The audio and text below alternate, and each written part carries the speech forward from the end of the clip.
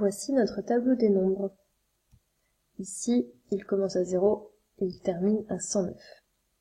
Nous l'avions construit avec notre grande bande numérique, souvenez-vous, en classe, sur laquelle nous avions colorié, puis découpé les familles de nombres.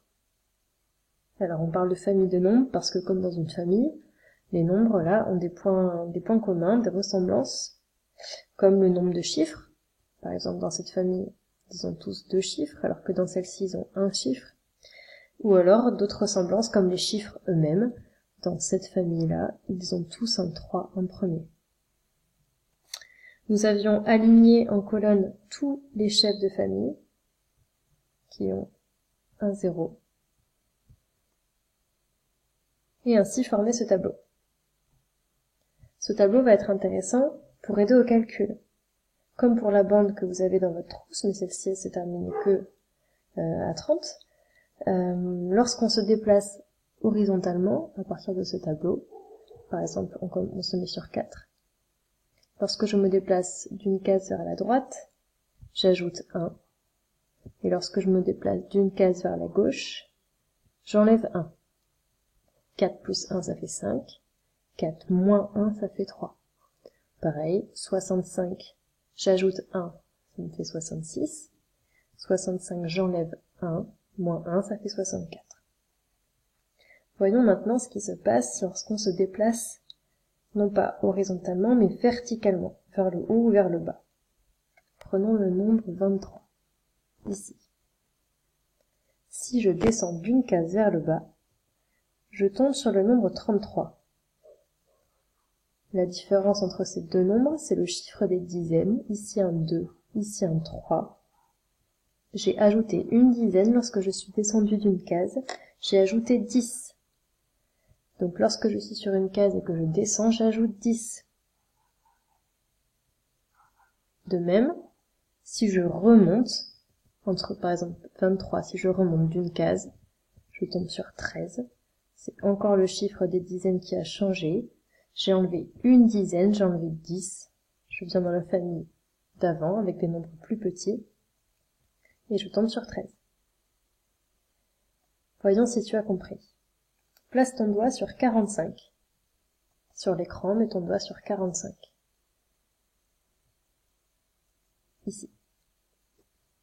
Que se passe-t-il si tu ajoutes 10? Comment se déplace ton doigt si tu ajoutes une dizaine? Où va aller ton doigt?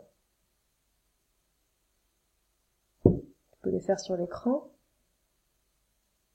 Lorsqu'on ajoute 10 à 45, on ajoute une dizaine, on est juste en dessous, c'est 55. Que se passe-t-il si à partir de 45, on enlève 10? 45 moins 10, j'enlève une dizaine. On va se déplacer vers le haut d'une case, j'enlève une dizaine, 4 dizaines, j'en enlève une, il me reste 3. Maintenant, place ton doigt sur 52. Ici. Tu vas enlever 10, enlève une dizaine. Sur quel nombre tombe-t-on?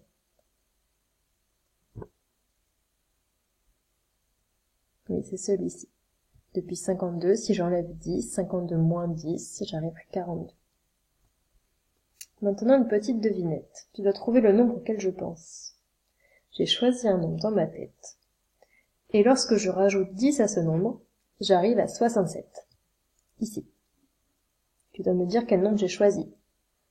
Le nombre que j'ai choisi, lorsque je lui ajoute 10, j'arrive à 67.